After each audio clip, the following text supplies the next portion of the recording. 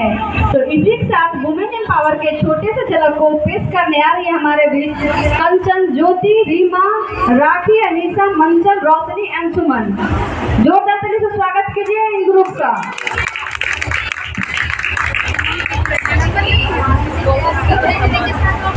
गृहस्थी में जान की काली बनकर शीश काटे जब बाप को आत्मसम्मान की। नमस्कार, मैं अनीसा आप सभी के समक्ष नारी सशक्तिकरण पर विचार प्रस्तुत करना चाहती हूँ। प्राचीन काल से ही हमारी संस्कृति में नारी को पूजनीय माना जाता है।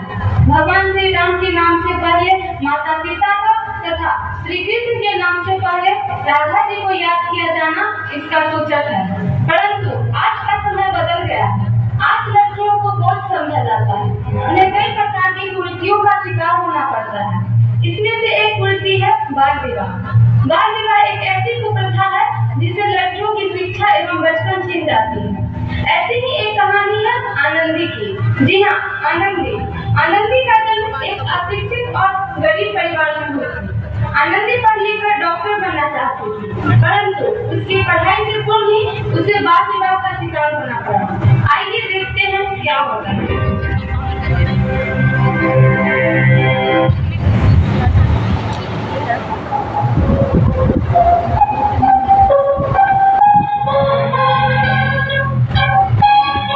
आप इतने परेशान क्यों दिखाई दे रहे हैं आनंदी के बाप? परेशान तो उनका पार्वती आगे बेटी का बाप जो ठहरा पार्वती, अब उसके हाथ पीले करने का समय आ गया है। पर हमारी आनंदी तो अभी सिर्फ 9 साल की है।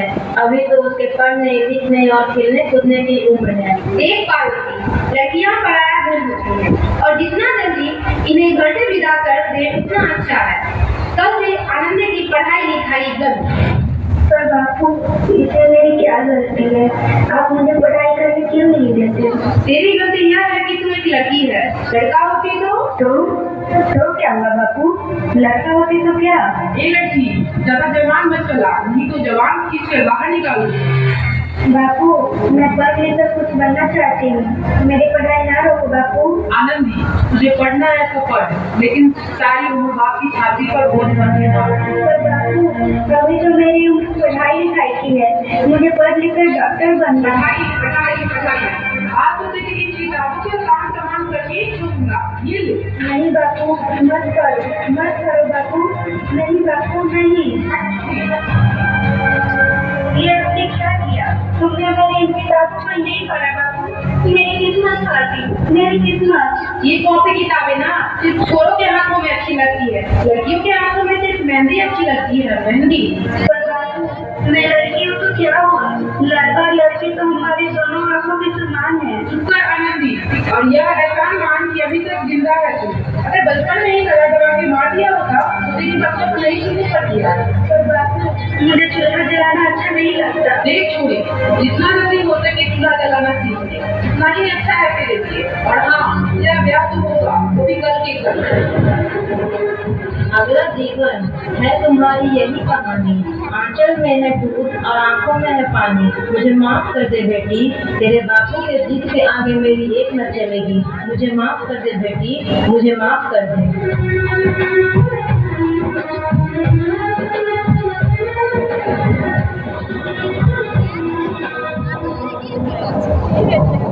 इस प्रकार मात्र 9 वर्ष की छोटी उम्र में आनंदी का विवाह गोपाल जोशी से हो गया। बाल विवाह एक सामाजिक कुरीति है और इस कुप्रथा का शिकार होना पड़ा आनंदी को।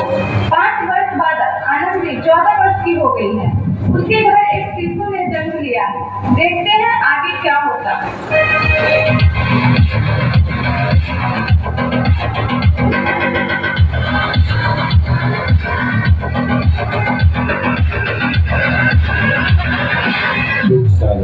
देखिए ना, इसे क्या हो गया है? इसका माथा तो अंगार की तरह कप रहा है। इसी को बहुत बुखार है। आप भी ना कुछ भी बोलते हैं। दीजिए मुझे। माधव, जल्दी से बैद जी को बुला के लाओ। जी, अभी बुला के लाता हूँ। ये तू क्या कर रही हो आनंदी? भगवान की मूर्ति लगा रही हूँ। बस करो आनंदी, ये सब अंधविश्वास है। अरे आप यकीन तो कीजिए, भगवान की कृपा से इसका माथा ठंडा हो रहा है और बुखार भी उतर गया है ना बाबू?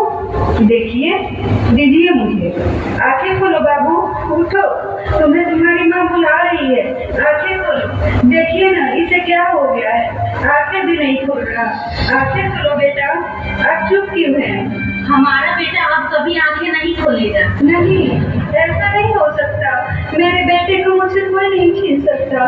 पागल मत बनो आनंदी। माधव, माधव, आनंदी बंद कर दो ये पागलपन। भगवान ने मेरा बच्चा छीन लिया। भगवान ने नहीं, तुम्हारी शिक्षा और अंधविश्वास ने तुम्हारा बच्चा छीना है। अगर तुम पढ़ी लिखी होती तो आज हमारा बच्चा जीवित होता। तुम अनपढ़ हो आनंदी, अनपढ़। नहीं, अब मैं अनपढ़ नहीं रहूंगी, नहीं रहूंगी मैं अनपढ़। मैं पढ़ूंगी ताकि कल किसी और आनंदी को इलाज के अभाव में अपना बच्चा न खोना पड़े। शाबाश आनंदी, यही तुम्हारे अपराध के लिए प्रायश्चित है। आनंदी, तुम्हारे 12वीं का परिणाम आ गया है।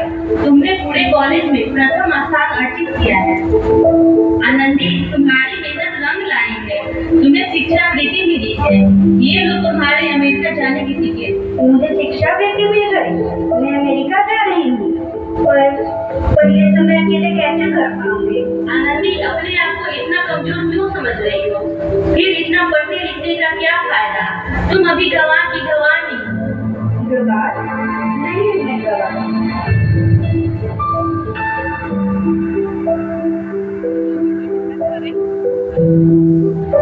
तो इस प्रकार 7 अप्रैल 1883 को आनंदी अमेरिका के पेंसिल्वेनिया के लिए रवाना हुई और 3 साल बाद उन्होंने डॉक्टर ऑफ मेडिसिन की उपाधि प्राप्त कर ली। इधर आनंदी के पिता की तबीयत बहुत खराब है। देखते हैं आगे क्या होता है।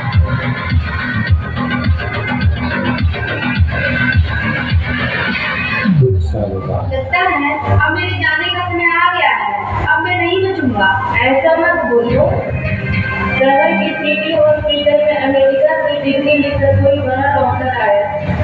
एक बार वहाँ चलकर दिखा लेते। हाँ, सही बोला गया। कम से कम उनसे मिलकर तसल्ली तो हो जाएगी। हाँ हाँ, चलो चलो जल्दी हॉस्पिटल चलते हैं।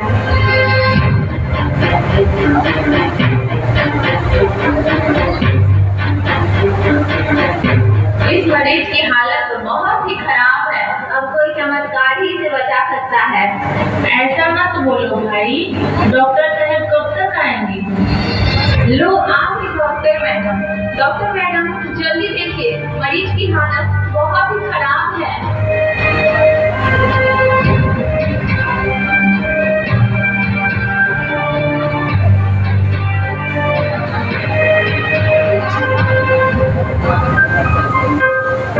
अब बिल्कुल ठीक है। मौत के मुंह से बचाया है आपको डॉक्टर मैडम ने। डॉक्टर साहब ने मुझे बचा लिया। मुझे मिलना है डॉक्टर साहब। डॉक्टर साहब नहीं, डॉक्टर मैडम बोलो। डॉक्टर मैडम, उन्होंने ही तुम्हें जीवन दान दिया है। लो आ गए डॉक्टर मैडम, मिलो उनसे। डॉक्टर मैडम, आपका बहुत बहुत धन्यवाद। आपने मेरी जान बचाई। इसी बदले मैं आपको क्या दे सकता हूँ? वचन, वचन चाहिए मुझे कि कभी ये नहीं कहोगे कि लड़कियां कुछ नहीं कर सकती। वचन? ये कैसे वचन है? अरे श्यामलाल, तुमने पहचाना नहीं, तुम्हारी बेटी आनंदी है। आनंदी? मेरी बेटी आनंदी? डॉक्टर? हाँ बापू, मैं वही आनंदी जिसके लिए तुमने चूल्हे और दूल्हे के अलावा कुछ नहीं सोचा। आनंदी मेरी बच्ची? हाँ हाँ। आनंदी, बेटी मुझे माफ कर दे मेरी बच्ची, मैं तेरी गुनाहगार हूँ। नहीं नहीं बापू, वही आनंदी जिसके हाथ पीले करके उसकी सारी जिंदगी काला कर देना चाहते थे। मुझे माफ कर दे मेरी बच्ची, माफ कर दे। नहीं बापू, मैंने तो तेरा एहसान चुकाया है। याद है ना अपना एहसान जो बचपन में तुमने मुझ पर किया था? ताने सुना सुना कर जीते ही मार डाला था मुझको। अब बोल, अब किस किस को मारेगा? आनंदी, बेटी मुझे माफ कर दे मेरी बच्ची, मैं तेरी गुनाहगार हूँ। बापू, आपने ही तो बोला था कि किताबें सिर्फ बेटों के हाथों में अच्छी लगती है, बेटियों के हाथों में तो सिर्फ मेहंदी अच्छी लगती है। बेटों और बेटियों में फर्क करना तो आपस में फर्क करने के समान है। एक का करना और दूसरे का ना करना सामाजिक अधिकार है। उपकार मानती रहा हूँ मैं चलते बेटी का, उसने सारी उम्र मुझसे कुछ न मांगा। माना तो फिर बराबरी कर गए, वरना सत्य तो यह है कि मैं माफी के लायक भी नहीं हूँ। मुझ जैसा बाप तेरी बराबरी कर सके, इसके मैं लायक भी न हूँ मेरी बेटी, मैं लायक नहीं हूँ। माफ कर दो आनंदी, माफ कर दो। हुआ को भूला यदि शाम को घर लौट आए तो उसे भूला नहीं कहते।